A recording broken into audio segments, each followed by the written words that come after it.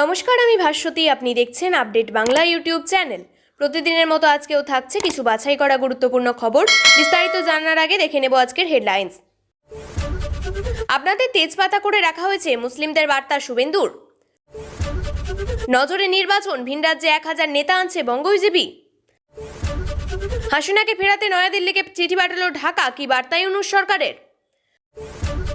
5,500 দিলেই কাঁটাতার পার, দালাল ধরে এসেছে অকপট বলছে ওরা। ফের সেই পাঠানখালী, এবার ভুয়ো মৃত্যু শংসাপত্রে চক্র, দম্পতির গ্রেপ্তারিতে পুলিশের হাতে চাঞ্চল্যকর তথ্য। গণধর্ষণের ঘটনায় শাসক দলের নেতার ছেলের নাম, ভোটের আগে উত্তপ্ত আউশগ্রাম।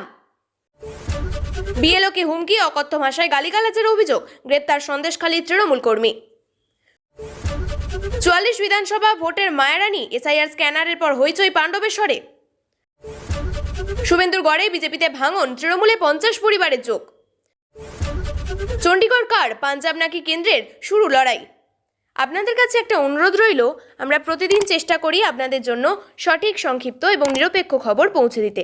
আমাদের এই ছোট্ট চেষ্টাকে যদি আপনার ভালো লাগে, তাহলে দয়া করে একটা লাইক দিয়ে পাশে থাকার বার্তা দিন। আপনাদের একটা লাইকই আমাদের আগামী দিনের অনুপ্রেরণা। এতক্ষণ শুনছিলেন সংবাদ শিরোনাম, এবার জানবো বিস্তারিত খবরগুলি। বিধানসভা নির্বাচনের আগে রাজ্যে সংখ্যালঘুদের বড় বার্তা বিধানসভার বিরোধী দলনেতা শুভেন্দু অধিকারীর। রাজ্য থেকে তৃণমূলকে হটাতে বিজেপির পাশে দাঁড়াতে সংখ্যালঘুদের আহ্বান জানালেন। রবিবার পূর্ব মেদিনীপুরের ভগবানপুর থেকে মুসলিমদের বার্তা দিয়ে শুভেন্দু বলেন, আপনারা আমার মতো জয় শ্রীরাম বলতে হবে না, ভারত মাতা কি জয় বলুন। তৃণমূল মুসলিমদের তেজপাতা করে রেখেছে বলে তোপ দাগেন তিনি। শুভেন্দুর অবশ্য জয় শ্রীরাম স্লোগান না দেওয়া নিয়ে কটাক্ষ করল তৃণমূল এবং সিপিএম। রাজনীতির কারবারিরা বলেন, এই মুহূর্তে রাজ্যে সংখ্যালঘু বেশিরভাগ ভোট তৃণমূল পায়। পরিসংখ্যান সে কথাও বলছে। এমনকি বিধানসভার বিরোধী দলনেতা শুভেন্দু সে কথা মেনে নিয়েছেন।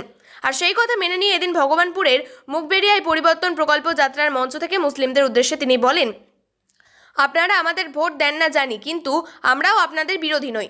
সব ভারতীয়দের নাম ভোটার তালিকায় থাকবে, এটা আমাদের ঘোষিত অবস্থান। আমি আহ্বান করেছি রাষ্ট্রবাদী মুসলিমদের, আপনারা আসুন। আপনাদের তেজপাতা করে রেখেছে মমতা বন্দ্যোপাধ্যায়, তরকারিতে লাগে কিন্তু খাওয়া যায় না। এরপরেই জয় শ্রীরাম স্লোগান দিয়ে তিনি বলেন, আমি জয় শ্রীরাম বলি, কিন্তু আপনাদের বলতে হবে না। ভারত মাতা কি জয় বলুন, বন্দে মাতরম বলুন, জয় হিন্দ বলুন। কাঁধে কাঁধ মিলিয়ে নরেন্দ্র মোদী রাষ্ট্রবাদ, দেশপ্রেম, বিকাশবাদ এবং যোগীজি সুরক্ষা, সুশাসন বাংলায় প্রতিষ্ঠিত করতে হবে। সব বেকার জোট বাঁধুন, একসঙ্গে কাজ করুন। শুভেন্দুর মন্তব্য নিয়ে বিজেপিকে কটাক্ষ করে সিপিএম নেতা সুজন চক্রবর্তী বলেন, জয় শ্রীরাম শুধু ভোটের ব্যবস্থা। এই এলাকায় গেলে বলবো আর ওই এলাকায় গেলে বলবো না। বিজেপি যে ধর্মকে রাজনীতির জন্য ব্যবহার করছে, এটা পরিষ্কার হয়ে গেল। জয় শ্রীরাম স্লোগান নিয়ে বিজেপিকে কটাক্ষ করেছে তৃণমূল নেতা কুণাল ঘোষও। বলেন, জয় শ্রীরাম গত 2-1 দিন বিজেপির একাধিক সভায় দেখা যাচ্ছে না। আমরা যেমন বলি জয় হিন্দ, বন্দে মাতরম, জয় বাংলা। জয় বাংলা তো আমরা সব জায়গাতেই বলি। রাজনৈতিক দলের স্লোগান তো সব জায়গাতেই দেওয়া যাবে। শহরের দায়িত্ব নেবে হিমাচলের নেতা। জেলা স্তরেও রয়েছে জোন ভিত্তিক ভাগাভাগি। বছর ঘুরলেই বাংলায় বাজবে ভোটের দামামা। তার আগে কোমর বেঁধে প্রস্তুতি সেরে নিচ্ছে বঙ্গ বিজেপি। গত কয়েক মাস ধরে দলীয় স্তরে পরপর বৈঠক সেরেছে তারা। শিশু নেতৃত্বের সঙ্গে জুড়েছে সর্বস্তরের নেতাকর্মীরা। তবে এটাই শেষ নয়, ভোটের আগে বাংলায় আরও সেনা আনতে চলেছে গেরুয়া শিবির। সূত্রের খবর, বিধানসভা নির্বাচনকে মাথায় রেখে বাংলায় আসছে বিজেপির 1000 নেতা। এনাদের সেনাপতি বললেও ভুল হবে না, কারণ বঙ্গ বিজেপির প্রতিটি স্তরে সাংগঠনিক এবং নির্বাচনী কাঠামোকে পোক্ত রাখার কাজটাই তাদের। কিন্তু কবে আসবেন এই নেতারা? জানা গিয়েছে বেশ কয়েকজন নেতা ইতিমধ্যেই এসে গিয়েছেন, কাজেও লেগে পড়েছেন। তবে তারা মুষ্টিমেয়। তালিকাভুক্ত সিংহভাগ নেতা আসতে চলেছেন ডিসেম্বর থেকে। চেনা মুখ কি থাকছে? রাজনীতির আঙিনায় তাদের পরিচিতি থাকলেও বাংলা এবং বাঙালির কাছে এই নেতারা একটু অচেনা। আর এই অস্ত্রেই তো বরাবর শান দিয়েছে তৃণমূল। বিজেপিকে বহিরাগত বলে দাগাতে এই অচেনা মুখদের আগমনকেই আধার করেছে রাজ্যের শাসক শিবির। অবশ্য এই নিয়ে বিজেপির একটা যুক্তি রয়েছে। তাদের সাফ কথা, বিজেপির সর্বভারতীয় দল, সুতরাং ভোট হলে দলের কাছে অন্য রাজ্য থেকে নেতা আসবেন, এটাই স্বাভাবিক। আর এই নীতি যে শুধু বাংলার ক্ষেত্রে এমন নয়, সব রাজ্যে একই মডেল। সূত্রের খবর, আসন্ন নির্বাচনে কলকাতা জোনের দায়িত্ব নিতে চলেছে হিমাচলের নেতা এম সিদ্ধার্থনন এবং কর্ণাটকের সিটি রবি। উত্তর 24 পরগনার মতো গুরুত্বপূর্ণ জেলার দায়িত্বে থাকবেন অন্ধ্রের এন মধুকর, উত্তরপ্রদেশের সুরেশ রানা। মেদিনীপুর জোনের দায়িত্বে থাকছেন উত্তরপ্রদেশের নেতা জেপি-এস রাঠোর। এছাড়াও আসতে চলেছেন কৈলাস চৌধুরী, অনন্ত মিশ্র, অরুণ বিন্নাদি, পবন সাই, পবন রানার মতো নেতারাও। আর সর্বোপরি নজরদারির কাজে থাকবেন সুনীল বনসল, ভূপেন্দ্র যাদবরা। ফাঁসির সাজা ঘোষণার এক সপ্তাহের মধ্যে বাংলাদেশের প্রাক্তন প্রধানমন্ত্রী শেখ হাসিনাকে ফেরত চেয়ে চিঠি পাঠালো ঢাকা। গত শুক্রবার ভারতীয় হাই কমিশনের সংক্ষিপ্ত চিঠি পৌঁছে দিয়েছে বাংলাদেশের পররাষ্ট্র মন্ত্রক। ওই চিঠিতে বলা হয়েছে, ভারতীয় হাই কমিশনার যেন নয়াদিল্লির বিদেশ মন্ত্রককে চিঠিটি যথাসম্ভব পৌঁছে দেন। রবিবার ঢাকায় পররাষ্ট্র দপ্তরের এই চিঠির কথা আনুষ্ঠানিকভাবে জানিয়েছেন বাংলাদেশের অন্তর্বর্তী সরকারের পররাষ্ট্র উপদেষ্টা তৌহিদ হোসেন। ঢাকার বেশ কয়েকটি সংবাদ মাধ্যমে তুলে ধরা প্রতিবেদন অনুযায়ী এদিন পররাষ্ট্র উপদেষ্টা বলেন, সাজাপ্রাপ্ত শেখ হাসিনা এবং আসাদুজ্জামান খান কামালকে ফেরত চেয়ে নয়াদিল্লিকে শুক্রবার একটি চিঠি পাঠানো হয়েছে। অবশ্যই এই চিঠি নিয়ে এখনো মুখ খোলেনি ভারত। পরে যায় তা আওয়ামী লীগের কাছে, তারপর থেকে বাংলাদেশে গিয়েছে অন্তর্বর্তী সরকারের হাতে। অন্যদিকে হাসিনা দেশ ছেড়ে চলে এসেছেন ভারতে। এই ছাত্র জনতার আন্দোলনের সময়কালে হাসিনার বিরুদ্ধে গণহত্যার অভিযোগ ওঠে। পরবর্তীতে অভিযোগের ভিত্তিতে মামলা গড়ায় বাংলাদেশের আন্তর্জাতিক অপরাধ ট্রাইব্যুনালে। সম্প্রতি সেই মানবতা বিরোধী মামলায় হাসিনাকে দোষী সাব্যস্ত করেছে ট্রাইব্যুনাল। হাসিনা এবং আসাদুজ্জামান ফেরার, তাই তাদের দেশে ফেরাতে উদ্যোগী ঢাকা। বলে রাখা প্রয়োজন, হাসিনাকে ফেরাতে দুটি প্রক্রিয়ায় চিঠি দেওয়া হবে বলে জানিয়েছেন বাংলাদেশের অন্তর্বর্তী সরকারের পররাষ্ট্র উপদেষ্টা। আপাতত সেই দুটি প্রক্রিয়ার মধ্যে একটি সম্পন্ন বললেই চলে, তবে প্রত্যর্পণের জন্য এই কটি পদ্ধতির মধ্যেই সীমিত থাকছে না তারা। সূত্রের খবর, হাসিনাকে ফেরাতে ইন্টারপোলের কাছে দ্বারস্থ হতে চলেছে বাংলাদেশ। এর আগেই তার বিরুদ্ধে গ্রেপ্তারের পরোয়ানা জারি করে রেড নোটিশ জারি করেছিল আদালত। এবার সেই প্রক্রিয়াকে আরও সক্রিয় করতে চায় বাংলাদেশ। ডাবগ্রাম ফুলবাড়িতে দেখা গেল এক অদ্ভুত ছবি। অর্ধেক ভোটার বলতেই পারছেন না যে তারা এনুমারেশন ফর্মে কার নাম লিখেছেন। বিএলওরা রীতিমতো হিমশিম খাচ্ছেন। অনেকেই নিজের মুখে স্বীকার করছেন যে তারা দালালের মাধ্যমে ভারতে প্রবেশ করেছেন। কেউ 5,000, কেউ 5,500 টাকা দিয়ে দালালদের কাজের সূত্রে সেই ভারতে এসেছেন, সে কথাও জানিয়েছেন তারা। এক তরুণী জানান, তিনি ছোটবেলায় এদেশে চলে এসেছেন, কিন্তু 2002-তে তার বাবা মা এদেশে থাকতেন না, ফলে বাবা মায়ের কোনো নথিও নেই।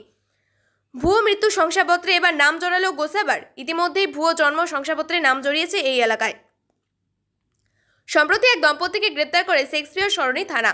সেই তদন্তে নেমে তদন্তকারীদের হাতে উঠে আসে একের পর এক চাঞ্চল্যকর তথ্য। তদন্তকারীরা জানতে পারেন, দক্ষিণ 24 পরগনার গোসাবার পাঠানকালী থেকে ভুয়ো মৃত্যুর শংসাপত্র তৈরি করা হয়েছিল। এর আগে কলকাতা এবং আশেপাশের জেলার জাল পাসপোর্টের তদন্তেও পুলিশ জানতে পারে যে ভুয়ো জন্মের শংসাপত্রের ভিত্তিতে পাসপোর্টের আবেদন জানানো হচ্ছে।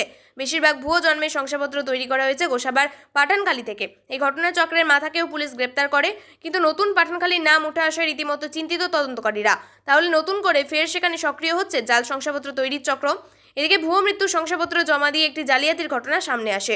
পুলিশ জানিয়েছে, শেক্সপিয়ার সরণি এলাকায় ভাড়া করা দোকানের দখল নিতে ভুয়ো মৃত্যুর শংসাপত্র তৈরি করে ফেললেন ধৃত এবং ওই দম্পতি। এই ঘটনায় জর্জ ক্লিন্টন ডিকসন এবং তার স্ত্রী ক্যারল এরিকসন ডিকসনকে পুলিশ গ্রেপ্তার করে।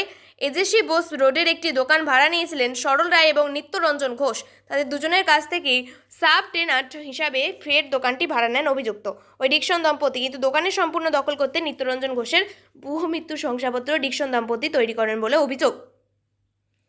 সেই ঘটনার তদন্তে নেমে পুলিশ আধিকারিকরা জানতে পারেন, নিত্যরঞ্জন ঘোষের মৃত্যু হয় 2014 সালে। পরিবারের লোকেরা তার মৃত্যুর শংসাপত্র বের করেন, কিন্তু নিজেদের স্বার্থসিদ্ধির জন্য এক এজেন্টের মাধ্যমে গত বছর আগস্টে নিত্যরঞ্জন ঘোষের ভুয়ো মৃত্যু শংসাপত্র বানানো হয়। সেটি আদালতে পেশ করার পর অভিযোগ ওঠে তা ভুয়ো। তারই ভিত্তিতে শেক্সপিয়ার সরণি থানায় অভিযোগ দায়ের হয়। পুলিশ তদন্ত করার পর জানতে পারে যে গোসাবার পাঠানকালীর গৌতম সর্দারের মাধ্যমে ওই এজেন্ট ভুয়ো মৃত্যু শংসাপত্র তৈরি করে তার ডিকসন দম্পতির হাতে তুলে দেয় বলেই অভিযোগ। নির্বাচনের আগে ফের গণধর্ষণের ঘটনা রাজ্যে। পূর্ব বর্ধমানের আউশ গ্রামে এক নবম শ্রেণীর ছাত্রীকে গণধর্ষণের অভিযোগ উঠেছে 6 জনের বিরুদ্ধে। জানা যাচ্ছে, বান্ধবীর সঙ্গে গ্রামের দোকানে যাচ্ছিলেন ওই ছাত্রী। সেই সময় রাস্তাতে দুর্বৃত্তদের লালসার শিকার হতে হয় তাকে। পুলিশ যে 6 জনকে গ্রেপ্তার করেছে তাদের মধ্যে 4 জন স্কুল পড়ুয়া এবং বাকি 2 জন যুবক বলেই জানা যাচ্ছে। পুলিশ সূত্রে খবর, ঘটনার দিন বান্ধবীর সঙ্গে গ্রামের ওই দোকানে কেনাকাটা করতে যাচ্ছিলেন ওই ছাত্রী। তখনই 6 অভিযুক্ত তাদের পথ আটকায় এবং জোর করে পাশের জঙ্গলে ছাত্রীকে টেনে নিয়ে গিয়ে অত্যাচার চালানো হয় বলে অভিযোগ। নির্যাতনের পর অসুস্থ হয়ে পড়েন ওই নাবালিকা, কিন্তু হুমকি এবং লোক জানাজানি হওয়ার ভয়ে প্রথমে কাউকে এই বিষয়ে কিছু জানাননি তিনি। পরে স্কুলের এক বান্ধবীর কাছে বিষয়টি জানালে ওই বান্ধবী এক শিক্ষকের কাছে সবটা ফাঁস করে দেন। এরপর ওই শিক্ষক খবর দেন পুলিশে। পরবর্তীতে বৃহস্পতিবার রাতে নির্যাতিতার মা লিখিত অভিযোগ দায়ের করেন আউশগ্রাম থানায়। পক্সো সহ একাধিক গুরুতর ধারায় মামলা রুজু করা হয়েছে। এদিকে ঘটনায় শাসক বিরোধী তরজা একেবারে তুঙ্গে। বিজেপির তরফে বলা হয়েছে, প্রশাসন সঠিক তদন্ত করে দোষীদের শাস্তির ব্যবস্থা করবে বলে আশা। তবে শাসক নেতার ছেলে হওয়ায় পুলিশের উপরে চাপ আসতে পারে। পাল্টা জেলা তৃণমূল কংগ্রেসের নেতা বলেন, পুলিশ ইতিমধ্যেই অভিযুক্তদের গ্রেপ্তার করেছে। বিএলওকে হুমকি দেওয়ার অভিযোগ তৃণমূল কর্মীর বিরুদ্ধে। সন্দেশখালী থেকে গ্রেপ্তার তৃণমূল কর্মী জামিরুল ইসলাম। ঘটনাকে কেন্দ্র করে সরগরম সন্দেশখালী রাজনৈতিক মহল। তৃণমূল কর্মী গ্রেপ্তার হতেই মাঠে নেমে পড়েছে বঙ্গ বিজেপি। বিজেপি নেতাদের দাবি, এসআইআরের জেরে হারের ভয়ে বিএলওদের হুমকি দিচ্ছে তৃণমূল। সূত্রের খবর, ফর্ম ফিলআপের ক্ষেত্রে কিছু গোলযোগ দেখা গিয়েছিল, তা আপলোড করা যাচ্ছিল না, যে কারণেই জামিরুল ইসলাম মোল্লা নামে ওই ব্যক্তিকে ডাকা হয় বলে জানা যায়। তিনি এলাকার তৃণমূল করেন বলেই জানা যাচ্ছে। অভিযোগ, এরপর আচমকা দীপক মাহাতো নামে ওই বিএলওকে ফোন করে অকথ্য ভাষায় গালিগালাজ শুরু করে দেয় জামিরুল। সেখানেই শোনা যাচ্ছে এক ব্যক্তি রীতিমতো হুঁশিয়ারি সুরে বলছেন, তোর ঘরবাড়ি ভাঙচুর করব। অভিযোগ পেতে ওই তৃণমূল কর্মীকে গ্রেপ্তার করে পুলিশ। বিশেষজীবী সংশোধন প্রক্রিয়ার মাঝে পাণ্ডবেশ্বরের সামনে এলো চাঞ্চল্যকর তথ্য। এনুমারেশন ফর্মের কিউআর কোড স্ক্যান করতেই দেখা গেল বৃদ্ধা মায়ারানী গোস্বামী নাকি 44টি ভিন্ন ভিন্ন বিধানসভা এলাকার ভোটার। একই ব্যক্তির নাম কোথাও মায়ারানী দাস, কোথাও মায়ারানী গোস্বামী, আবার কোথাও মায়ারানী রায় নামে এক পদবি, আলাদা ঠিকানায় কোনো মিল নেই। গত 4 নভেম্বর থেকে রাজ্য জুড়ে শুরু হয়েছে এসআইআর প্রক্রিয়া। বৈধ ভোটার চিহ্নিতকরণ, অবৈধ ভোটারের নাম বাদ দেওয়ার উদ্দেশ্যে এর মধ্যে বুথ লেভেল অফিসাররা পাণ্ডবেশ্বরের প্রতিটি বাড়িতে এনুমারেশন ফর্ম পৌঁছে দেন। পাণ্ডবেশ্বর খনি এলাকায় এই গরমিল প্রশাসনিক মহলেও প্রশ্ন তুলছে।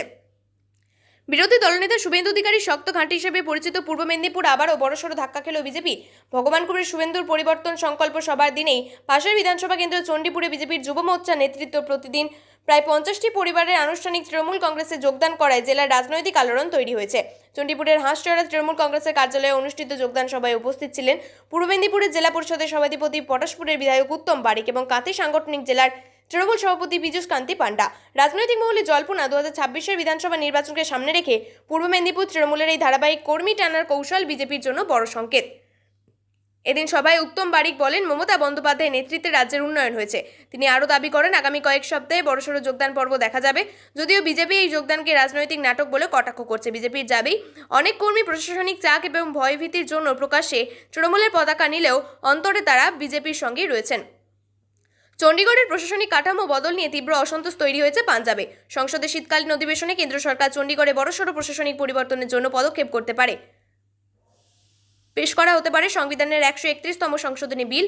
আর এই বিলের উদ্দেশ্যে চণ্ডীগড়কে সংবিধানের অনুচ্ছেদের 240 অন্তর্ভুক্ত করা হয়েছে। সরকারের অভ্যন্তরীণ বিবেচনায় রয়েছে বিতর্কের শুরু কোথা থেকে।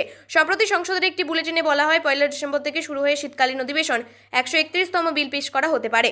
আর এই বিল পেশের অর্থ হলো চণ্ডীগড়কে সংবিধানের অনুচ্ছেদ 240-এর অন্তর্ভুক্ত করার এক ধাপ এগিয়ে যাওয়া। কারণ এটি কার্যকর হয়ে গেলে কেন্দ্রশাসিত অঞ্চলের মতোই নিয়ম কার্যকর হবে। রাষ্ট্রপতি চাইলে নতুন নিয়ম প্রণয়ন করতে পারবেন। আর এই নিয়ে সুর চড়িয়েছে বিরোধীরা। অন্যদিকে 240-এ কি আছে? এই অনুচ্ছেদে রয়েছে, দেশের রাষ্ট্রপতি শান্তি এবং সুশাসনের জন্য নিয়ম তৈরি করতে পারবেন। আন্দামান এবং নিকোবর, লাক্ষাদ্বীপ, দাদরা, নগর হাভেলি, দমন, দিউ, পুদুচেরি নতুন নিয়ম তৈরি করতে পারেন। এবার সেই তালিকায় চণ্ডীগড়কে ফেলার প্রস্তাব রাখতেই বিতর্ক শুরু। বস্তুত পাঞ্জাব, হরিয়ানা এই দুই রাজ্যকে রাজধানী হলো চণ্ডীগড়। দীর্ঘদিন ধরে দাবি করা হয়েছিল চণ্ডীগড়কে পাঞ্জাবের অন্তর্ভুক্ত করা হোক আর হরিয়ানা পাক আলাদা রাজধানী, কিন্তু তার মধ্যে এই পদক্ষেপে বিতর্ক তৈরি হয়েছে। প্রিয় দর্শক, নিয়মিত সঠিক খবরগুলি সঠিক টাইমে পেতে সাবস্ক্রাইব করুন আপডেট বাংলা চ্যানেলটিকে। ধন্যবাদ।